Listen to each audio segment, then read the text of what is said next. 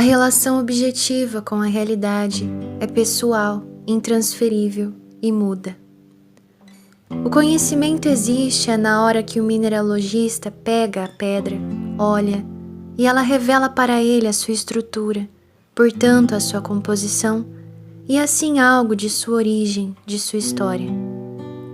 Depois disso, só o que existe é a transfiguração disso em símbolos e a comunicação humana.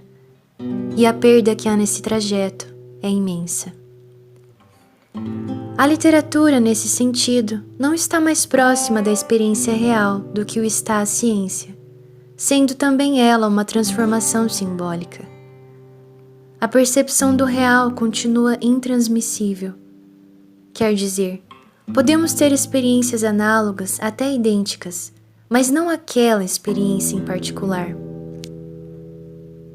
Acontece que, se é possível alguma conexão entre os raciocínios que montamos a partir da experiência, é porque já há essa conexão na própria experiência.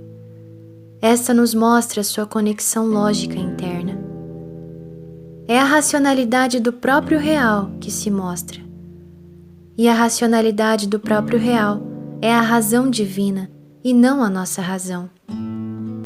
Esta só vale alguma coisa porque ela é capaz de se referir indiretamente à primeira razão, a razão divina. Se não houvesse efetivamente nenhuma conexão interna entre os fatos, todas as nossas conexões que montássemos em nossas cabeças seriam artificiais, seriam falsas. Mas todas as conexões que montamos não podem reproduzir inteiramente a estrutura do real, porque seria preciso fazer acontecer tudo de novo.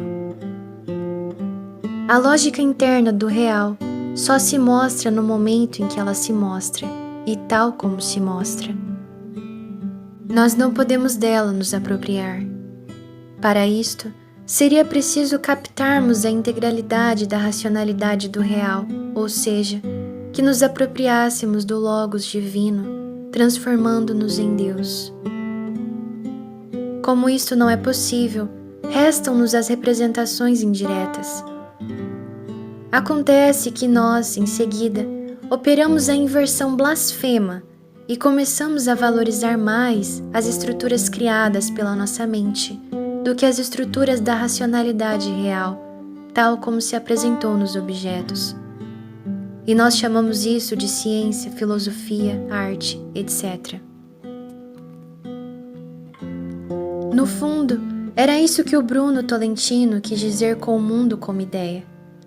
As pessoas não querem um mundo, elas querem uma ideia do mundo, a ideia criada por elas.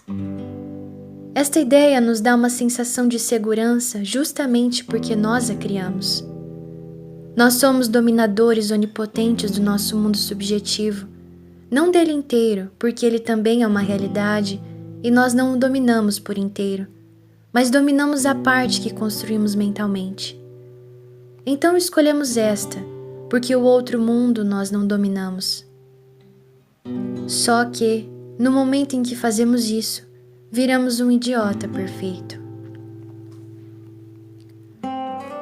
O predomínio da prova sobre a realidade, dos signos sobre o significado, é a grande perversão cultural. E é justamente isso que nós temos de evitar.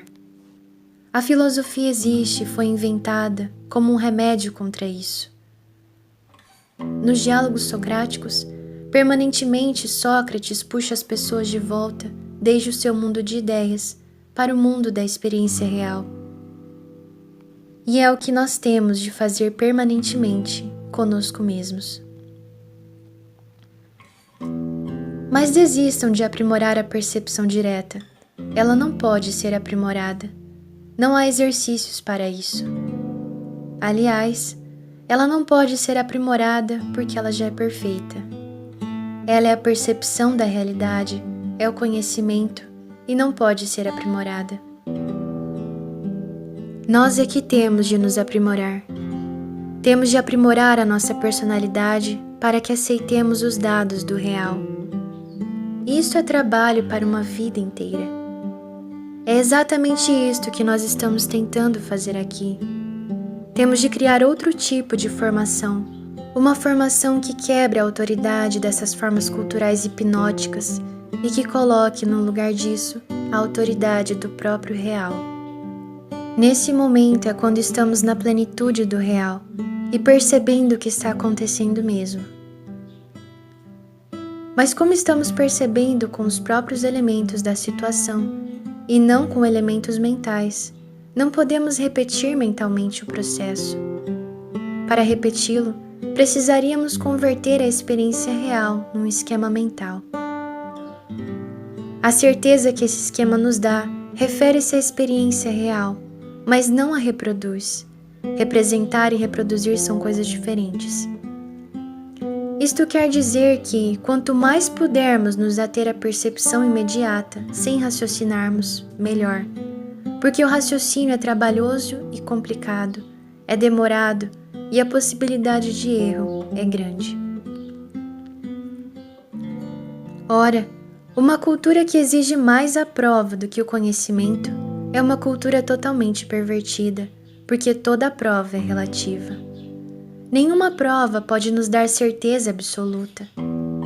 Certeza absoluta é dada apenas pela percepção direta. Se exigimos sempre provas, provas e provas, e não queremos a percepção direta, não queremos conhecimento nenhum. Queremos apenas um pretexto socialmente aprovado para acreditar em alguma coisa. Isto quer dizer que a exigência de provas, não toda a exigência de provas, mas nesse sentido que estou falando, é uma fuga ao conhecimento e uma busca de refúgio na autoridade. É, na verdade, um puro argumento de autoridade.